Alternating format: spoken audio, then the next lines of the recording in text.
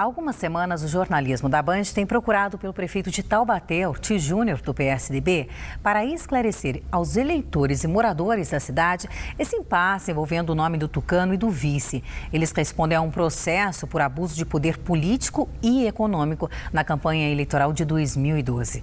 Ontem, durante o jogo de vôlei do Taubaté no ginásio do Abaeté, a nossa equipe conversou com exclusividade com o Tucano e o questionou sobre o futuro político de Taubaté e algumas dúvidas da população. Confira. Espectador assíduo dos jogos de vôlei do Taubaté, desta vez Ortiz Júnior não se esquivou da abordagem de nossa equipe. Uma liminar concedida esta semana pelo ministro e relator do Tribunal Regional Eleitoral de Brasília, João Otávio de Noronha, determina a permanência dele no cargo até o julgamento final do caso, que deve ocorrer no segundo semestre deste ano. A Justiça investiga a captação ou gasto ilícito de recursos financeiros de campanha eleitoral de 2012. Segundo o Tucano, a decisão do TSE também engloba o vice Edson Aparecido. Na verdade, engloba o vice, engloba a coligação. A ação ela foi proposta contra mim, contra o vice, contra a coligação. Então, na verdade, a decisão liminar atinge a todos aqueles que eram réus no processo. A promotoria diz que o Tucano usou da influência do pai Bernardo Ortiz, à época presidente da Fundação de Desenvolvimento da Educação, o FDE, para formar um cartel e interferir na licitação para a compra de mochilas escolares. O Ministério Público denunciou o caso à Justiça Criminal, mas o processo foi arquivado pelo Tribunal de Justiça por considerar que não havia provas suficientes. O Tucano afirmou que acredita no novo entendimento do TSE sobre o caso. Sempre confiante, porque eu já tive 4 decisões sobre o mesmo caso que foram de absolvição, que afastaram as acusações que foram colocadas durante a campanha eleitoral. Se a gente não tivesse as 4 decisões anteriores em outras instâncias que também já decidiram sobre isso, aí eu diria para você que era motivo de apreensão.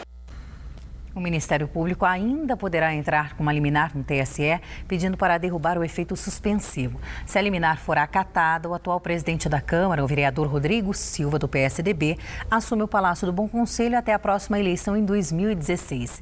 A Justiça Eleitoral de Taubaté não pode mais se posicionar sobre o caso.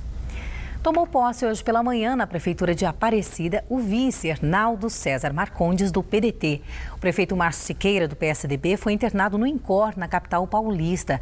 O advogado dele assinou a notificação que determina o afastamento do Tucano por suspeitas de fraudes em licitação.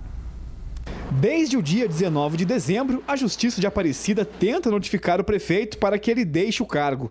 O afastamento foi determinado pelo Ministério Público.